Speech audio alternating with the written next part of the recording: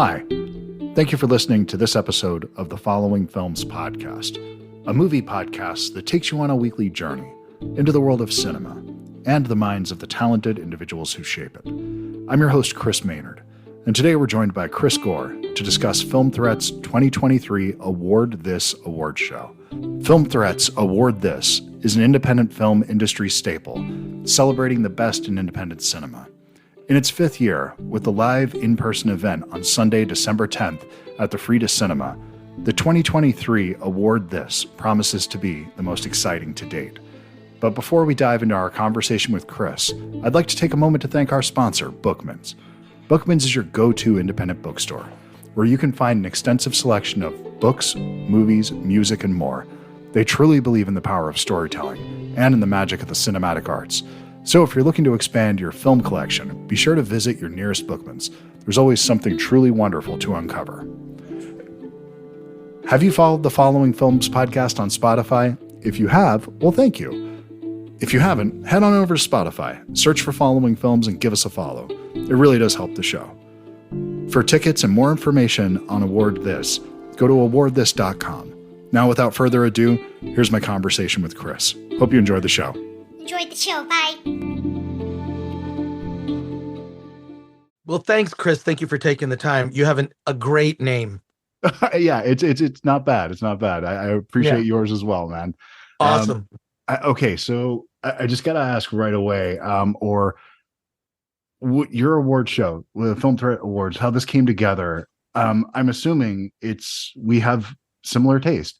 Where there's a lot of shit that comes out every year that doesn't get recognized. You know, I look through every year and, I look at other award shows that happen to look at independent film. And I think, well, that's not really what I think of as independent film. It's not, put together with duct tape and hope on weekends. And that doesn't have that kind of feeling to it. Like something like Brightwood on here that has 2 nods. That's one of my favorite films of the year. And I just love to see films like that getting recognized. And I'm wondering if that's kind of one of the motivating factors behind doing this.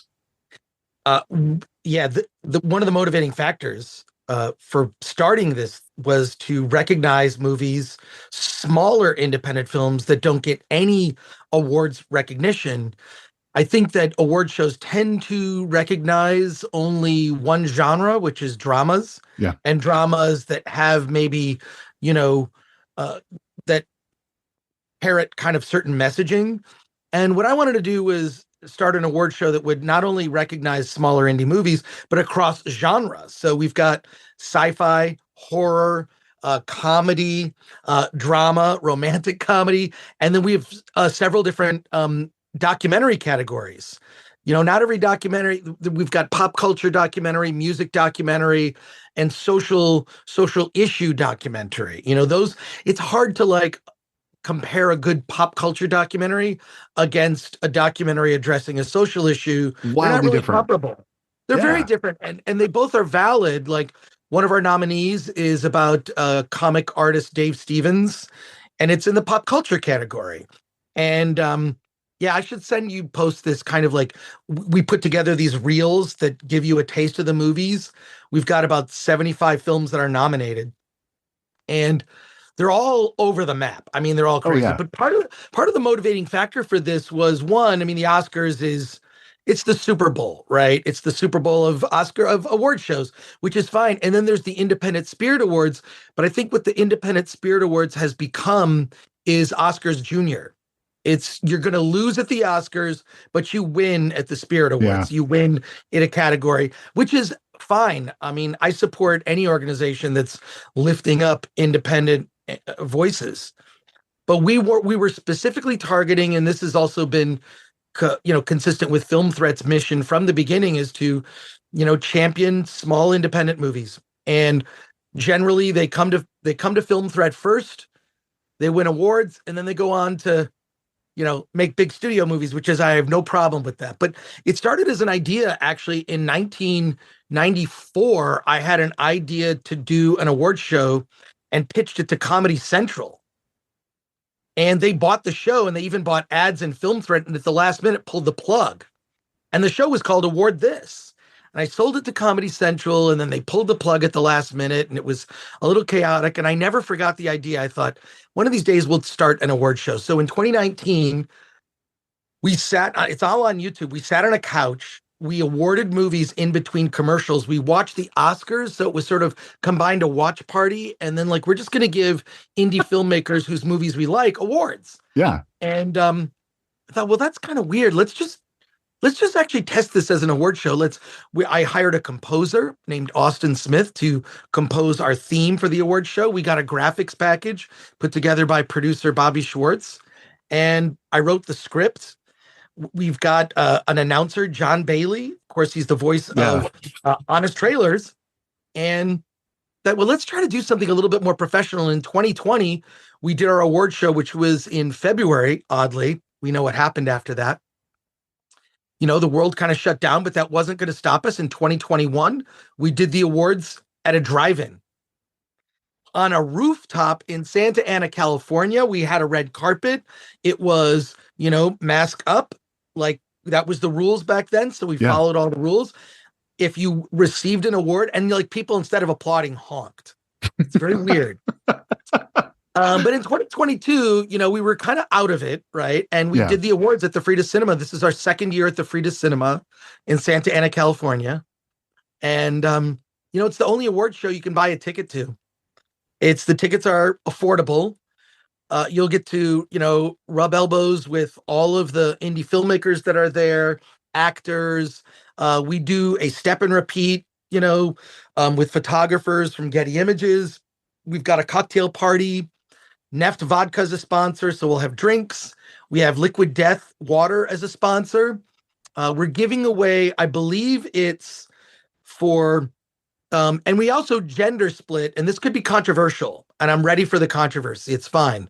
Award shows do evolve, generally for the better.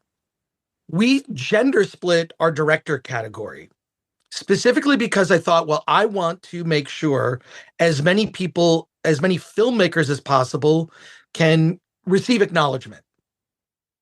So we have Best Director and Best Directress. And I'm really taking, they gender split the acting categories at the Oscars. Yeah. And I thought, well, on that note, how do we lift up and coming female directors? Well, we just start that as its own category. And that's what we did. And, I'm sure there'll be people who complain and, maybe we'll make a change or figure out something different. But for now, you've got a whole category of women directors whose movies you probably wouldn't have known about if we didn't do that. Right. And it also sort of, we don't need to sit there and hem and haw, over winners. You've got everybody wins. I'm an all ships rise guy, always have been. And we've got Indie Movie of the Year, Director, Directress, and in those categories, we have a prize, $10,000 worth of services from a post house, which I'm very excited about. Let's see, you're recording this. I know the name. The name of the post house is Sugar Studios. Is the name of the post house. Sugar Studios are donating these services, which were really, an indie filmmaker can get a trailer made, a sound mix. That's substantial for an indie filmmaker. So for sure. Yeah. And then we also have gift bags. Everybody's getting a gift bag, which I'm very excited about. We're going to be assembling those the week of. So it's all the time. Assume you're going to go. I'm in Arizona. So I would love to. If it was even remotely feasible, I would be there. But unfortunately, I can't make it work for this. So Arizona does have an airport, I'm told. We do have an airport. It's a nice airport. It's not bad. It's not bad. But what we are shooting it, and it will be on YouTube as all the past events. It evolved from let's do an Oscar watch party, but let's actually, during the Oscar watch party, talk about indie movies we love. But for me, the biggest comment I've gotten for people that just watch the show or attend the show, because we do, and I'll send you after this, I'll send it to Annie, who can send it to you, link to you'll see a montage. It's just like any award show. You're going to get little clips of all the nominated films. And, for someone that if you've never heard of these movies, you're going to find a couple where well, that's on my must see list. Now I gotta see that film. And when you look at the categories, it's like it's really taking the 2,000 plus movies we review at filmthreat.com over the year, and we devolve it. We actually start a list. Like after the awards is done, we start a new list for the year. Like, oh, that movie, I don't want to forget that movie, right? Um, and so these are the 75 films, 75 odd films that are the best of the bunch of the 2000. And it is, the nominees are culled together from the bullpen of Film Threat writers, which is 30 people located all over the world. And then we have some people who I trust who are advisors. Hey, did we miss this movie? We run it by uh, other people to get feedback. And it's basically what we're trying to do is help you create a playlist. So over the next year, you can catch up on these small indie movies. And so that's kind of the mission is the same as Film Threat. And also award shows are fun. I mean, it's fun to, we do a little comedy bits where we kind of make fun of ourselves. We are kind of like throwing a little bit of shade at the Oscars, which is fine. They make it very easy. They can take it.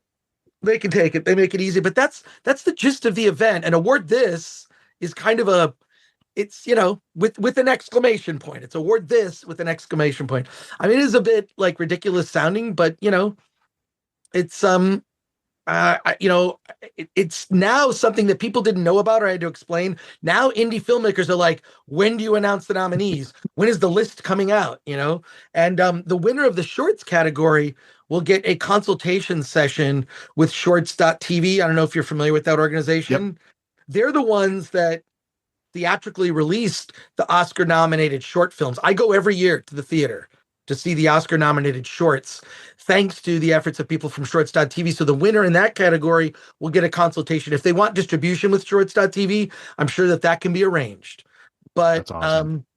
So we're trying to get bigger prizes. We're trying to grow the event, and we're doing it in December when things are kind of calm for the industry.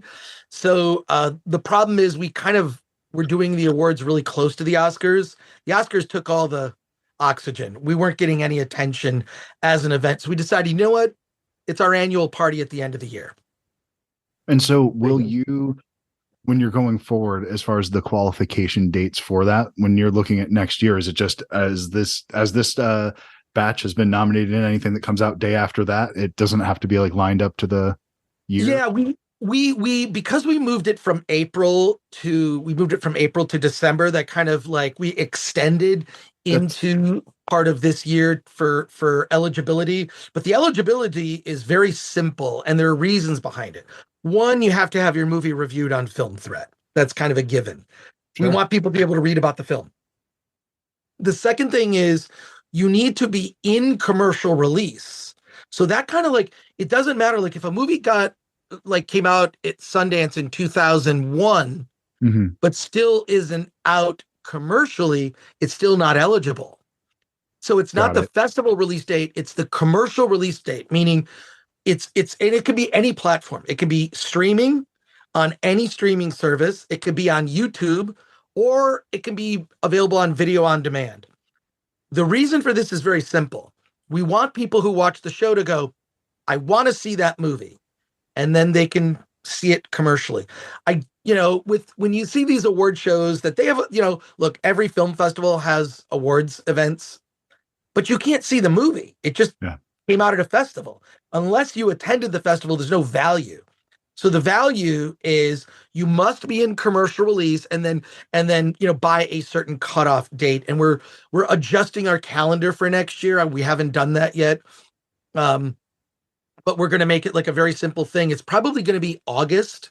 So, anything up to all, in that calendar year from August to August that is also available commercially, that is reviewed on Film Threat. And sometimes we discover like, oh, this movie we really want to nominate doesn't have a review. Let's get one done. So we will, we'll do that. But ultimately, it's kind of up to the filmmaker to like, if you're an indie filmmaker, you should get reviewed on Film Threat. That's a what given. Are you doing? Yeah. That's a given. Yeah. But we've got a lot of big plans for the future. We have a new redesign of our award. which I'd hope to roll out this year. It looks like it's going to be a next year thing that looks really cool. It's like a piece of art. Right now we have these awards. This is what they look like. You can see pictures of them. I mean, but our logo with its we call it Visifus, and it's Visifus. It's effectively it's person, uh, a person rolling a film can up a pyramid or an incline. Yeah, which is of course, Sisyphus rolling up a hill, goes back. That is what it's like to make an independent film. This is a pin that we give to nominees that they can wear at the event. And actually, there's an app. If you point the app at this, you get a trailer, a little cartoon animation. So, which is pretty cool. Does it roll down on top of the filmmaker as soon as it reaches the peak each time? Well, not really, but you'll see, like, we did sort of our media assets for the show, and it is like rolling it up the hill, then it starts coming back down, like kind of rolling it up. I mean, that's the feeling of making an indie film. It's like I'm an indie filmmaker myself, like I made a documentary that came out in April. I've disqualified myself. It's just not. It would be. We might do a comedy bit out of it. I loved the film, by the way. Oh, well, thank you. But I can't. I mean, we might turn it into a joke. I don't know. We'll see if we have time. I haven't written the script for the show yet, but I know what it's like. You could have best film written and directed by Chris Gore.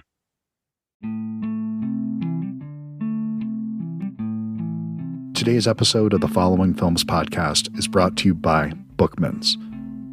So the last time I went into Bookman's, I went straight over to the movie section, as I often do.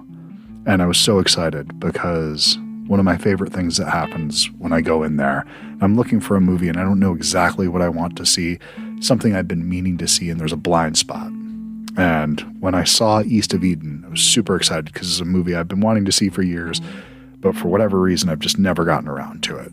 So the film adaptation of John Steinbeck's East of Eden, it's a powerful cinematic achievement. I know I'm not the first person to say this, but it absolutely does justice to the novel's what can only be described as profound themes and the complex characters.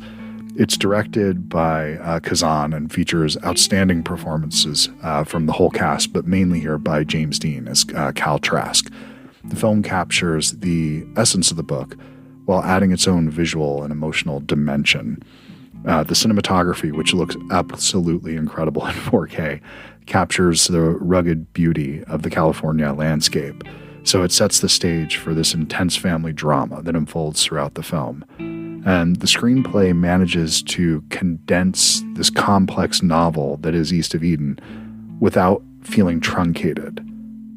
It makes this really intricate plot, takes that and then just condenses it down and really only gets the essential elements of it. And all the themes are still intact with love, jealousy, and the struggle between good and evil. That's all there. And it doesn't feel like a lesser than. It feels like a complement to. If you've read East of Eden and haven't seen the film, definitely catch up on it. Highly recommend it. If you've only seen the film and haven't read the book, definitely check out the book as well. It's worth your time. But in the movie, James Dean's portrayal of the troubled Cal, it's nothing short of iconic. It showcases his raw talent and charisma. The supporting cast is also incredible, especially Julie Harris, I think, does an equally compelling job here with just an outstanding performance. And there's a depth and authenticity to these characters that wasn't very common for this time. So it's something pretty remarkable here. East of Eden, it's absolutely a classic that continues to resonate to this day, still holds up. I think that's mainly because of its exploration of human nature and the complexity of family dynamics. It's a timeless masterpiece that deserves a place in the annals of cinematic history. I think it's there. It just took me a long time to catch up with it. This is a must-watch for anyone who appreciates powerful storytelling and exceptional performances. So remember, next time you go to Bookman's, they have your cool covered. Hope you enjoy the rest of the show. Right. There's only one in the category. I don't know. We're going to do something funny. If we do it, it'll be funny. But I made films. I made a feature called My Big Fat Independent Movie, which came Yep. out in the early 2000s. We're now going to re-release it in on Blu-ray actually next year. So we're working on a special edition of that. So I made films. Film Threat is here to help support indie filmmakers and the award show. Look, if you can't go, please watch it I on will. YouTube. It'll be on YouTube a couple days after the event. We kind of have to recover. But it's a lot of fun. It's everyone who goes there just it's 100 plus more than 100 because every nominee gets 2 tickets. Hmm. So, like it's a bunch of filmmakers that are at the same level trying to, and you see them like, oh, like exchanging information and discovering stuff. Post this, like I say, post our conversation. I'm starting to get, and I have to approve all the videos that we show. And you'll see kind of like what we're doing with the nominees. You get a little taste of every movie. And I guarantee you watch one, you're going to go, oh, I need to see that one. Oh, You yeah. know? Well, that's the thing that comes out. I mean, some of my favorite films of the year are highlighted in here, and some things that I've never heard of that I need to go back Right. and find out more. Anything that includes a list that has Mad Heidi and 18 and a half on it, that's Right. my kind of award. So, Well, I mean, we've created, because the thing is I'm not a snob. Like I love heartfelt, Sundance yeah, indie drama. I love those. I love those. But that doesn't represent all of the space. I also like The Toxic Avenger from Lloyd Kaufman of and course. Troma, right? I love them. So, like, we have a category we just call WTF. It doesn't fit into any category. It's usually an exploitation movie or Hmm. weird. And Mad Heidi fits in that category. I think one year the movie Ouija's won, which was from Full Yeah. Moon Entertainment. And Ouija's. So, like, okay, you're sitting there. And oh, yeah, last year in both the LGBT and horror category, we had Roadhead was nominated. You know what? That movie's fantastic, though. It's I a didn't. really good movie. It is hilarious. It It's is. hilarious. It's so good. It's not So even I wouldn't even necessarily call it a gay horror film. it's Just that secondary. It the, is. the characters are gay, but that's not central to the story. No. That's not what it's about, but it's very funny. Probably one of my favorite posters of last year. That poster was hilarious. And it's just like, where do I put this? Yeah. WTF. It's perfect. I interviewed one of the actors from it. They were great. It was awesome. But it's, look, these are the movies that, if you still go to the video store, these were the films that were at the bottom of the shelf that I always looked for. They're at the top of my shelf, but the bottom of the shelf at most stores. I've never been I like mainstream entertainment, but mainstream is not enough for me. I've always been someone I've had a very diversified, eclectic taste. Yeah. So this award show represents that. And it's basically the work of everyone who writes for Film Threat, which is, I think they would tell you personally, not the best way to make money. We pay, but not very much. But these are very passionate people from all over the world. And I'm really proud of like the sort of just variety of the types of writers that we have, and we tend to do things like, when we assign a movie for review, it goes to someone who is kind of predisposed to already like that type of movie, like whether it's horror or documentary. There are people that are like, only send me docs. Yeah. Some of our writers like, I just want to review documentaries. Fine. I like exploitation. Send me anything that's a musical. I want animation. Send me short films. It's like, okay. So, but yeah, no, that's the purpose of it. And look, I hope we get to grow the event. I hope, we're really on the hunt for sponsors to recognize that this is a service for up and coming filmmakers. And we hope those filmmakers don't forget about us on their road up the ladder, because Yeah. Film Threat's always the first stop. It's always the first stop. When Christopher Nolan, when his movie Following premiered at the Slamdance Film Festival, Film Threat wrote about it. Yeah. And a lot of indie filmmakers on the rise. We put Reservoir Dogs on the cover of Film Threat magazine in the early 90s. I remember. So, yeah, so these things, they tend to like follow a pathway of like, well, now I'm in Vanity Fair. I don't really need press from Film Threat, which is perfectly fine. But don't forget us. Don't forget that you were once one of these small filmmakers who was on the pathway to a career in movies. And indie film to me is the best ground to learn. I was talking to a friend once, the filmmaker, God, why am I spacing on the name? He wrote Melvin Goes to Dinner. Bob Odenkirk directed it. Why am I spacing on his name? Anyways, he Right. said his advice was like, look, you could go to grad school, or you could just make a small indie movie for a small amount of money and go on the festival circuit, and you would get an education probably better than going to grad school. For one semester's cost, you could do that. Yeah.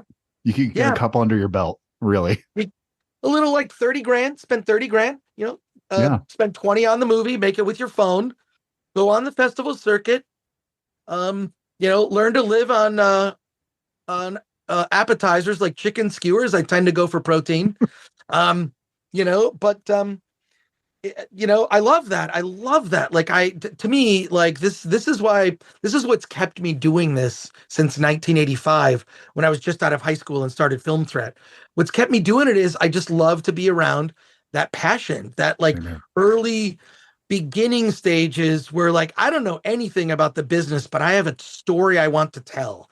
And I will do anything to get that story on. It's so important. I have to risk everything in my life, whether it's financial ruin or personal relationships, to put everything into a movie that I care about because I have something to say. And that is why Film Threat exists. And that's why these awards exist. Well, I think the thing that it's similar for me. The thing that keeps me going back to independent film and films like that, going to festivals to find things, not only to find the Nolans of the world on their first outing. I mean, which is why I always go to shorts. You see those first nuggets of something like, okay, that's a name I need to follow. I need to see whatever they're doing next. And in fact, I'm going to shoot him an email just to say, hey, you're doing great work. Please keep up at it, because I know how defeating it can be. But beyond that, it's just that lack of cynicism in most of those films. They can have a cynical movie. It's a cynical message, but they're made with fucking heart. There's like you mentioned Lloyd Kaufman.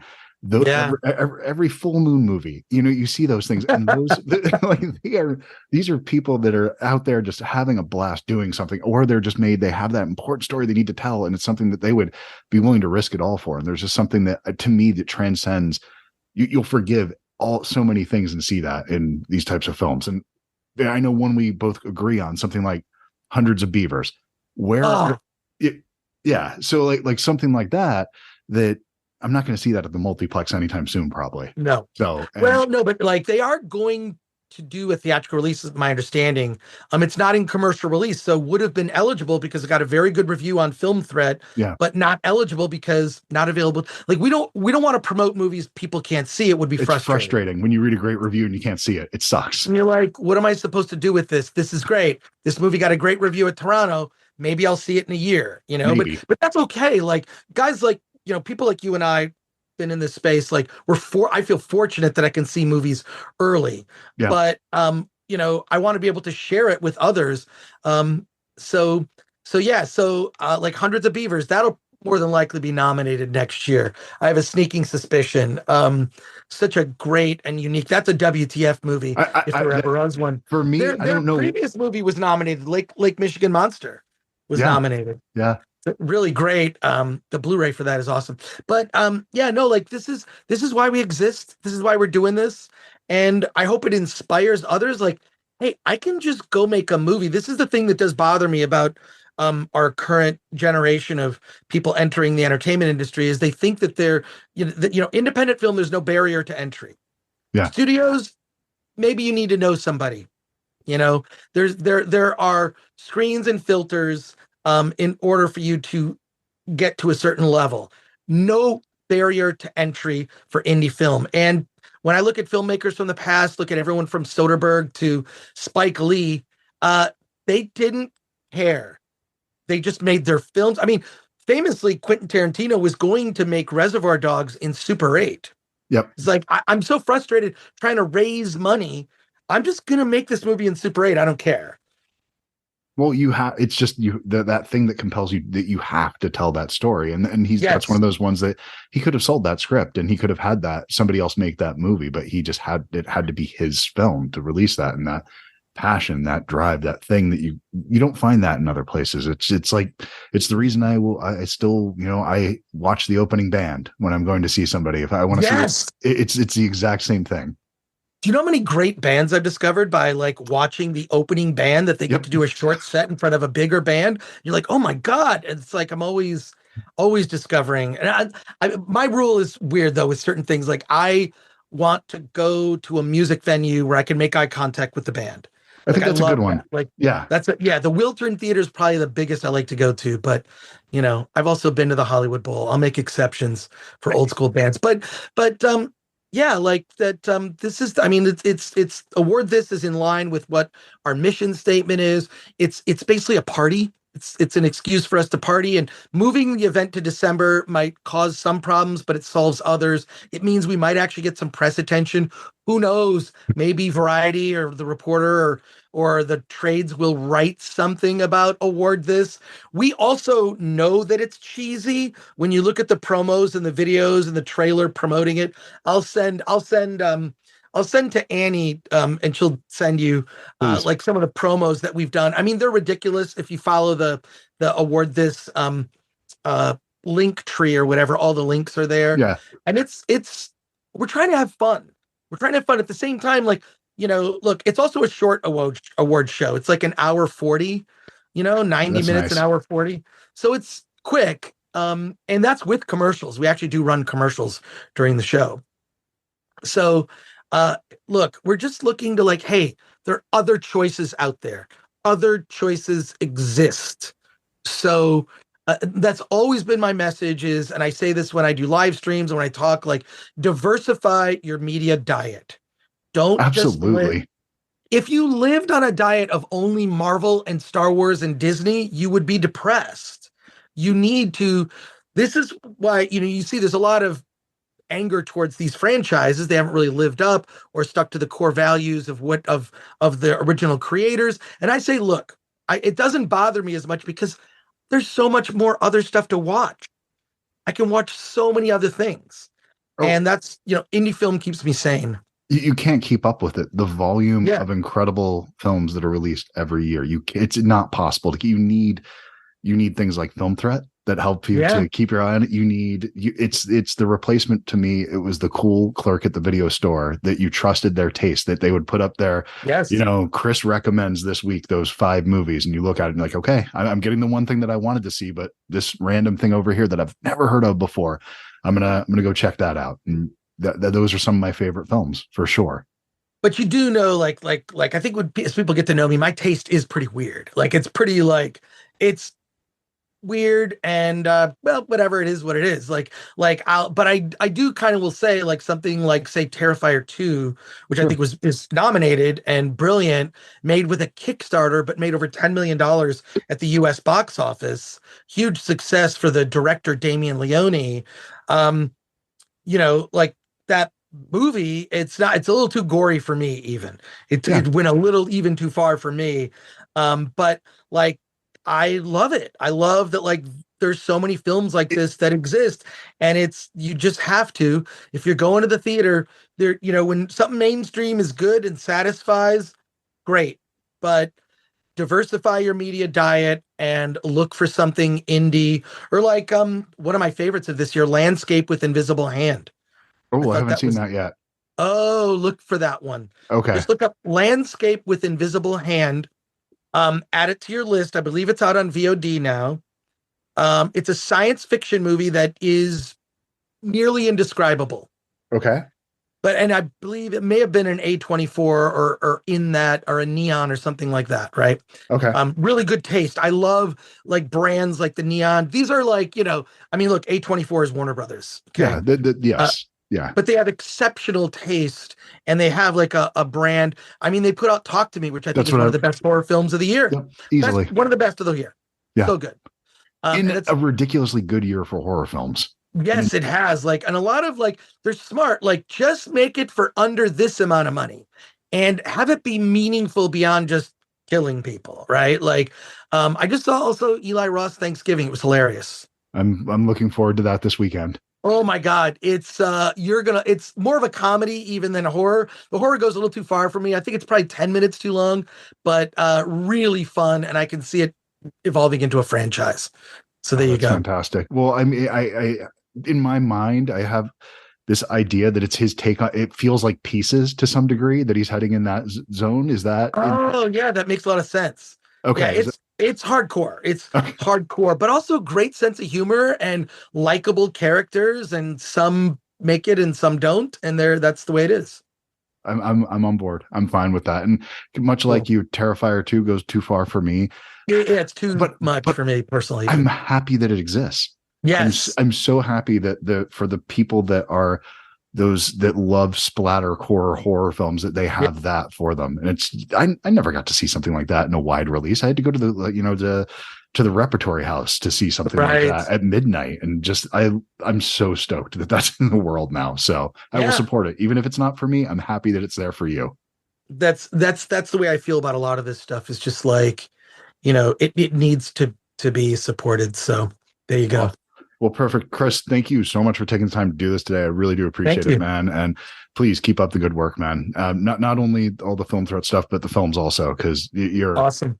I really did enjoy the documentary earlier this year. I had a great time Oh, with it. I thought it was a lot of fun. So, thank you. yeah, hopefully we'll get to talk on the next one, because I think you have another one you're working on I right have now too. another Another doc, doc. yeah, a film threat doc, but it's taking longer than expected. It's been in the works for 10 years, so what's another year? What's There another you year? go. Why not? Just, Why not? I mean, but that if there's not a double feature Blu-ray waiting to happen with the Attack the Show doc and the film documentary. Well, yeah, I mean that would be kind of cool. I mean the Attack of the Doc Blu-ray is out, and I mean I spent a year on it. Before we finished shooting, I was working on the extras and getting it prepped to come out by a certain time. But the Film Thread doc is, that's going to be the cherry on the top. I'd like to also come out with a book at the same time, like a coffee table book of completely unknown like stories and crazy stuff about Film Thread. It'll be a very limited edition. So that's been a project long in the making. So, but thank you, Awesome. Chris, for this. I will email Annie, or if you're on that thread, I'll Yep, I am. email like a bunch of links. I'll just email a bunch of links for stuff, just like quick promos and like fun stuff related to award this. And steal pictures or stills from whatever you find. But Awesome. I'll say this: everyone that goes has a great time. It's a party. It's a party. If you're going to do it next December, I'll try to make it for that one. It's just kids' Christmas presents. I can't get into that budget, so can't touch that right Yeah, now. yeah. No, I hear you. I hear you. So Awesome. great. Thank you so much, man. Cool. Congratulations. Thanks so much. Cool. All right, I'll email you back. Take care. Awesome. Thank you. Later. Time enough to figure you out. Time enough to write this down. Wish me luck, give me hope.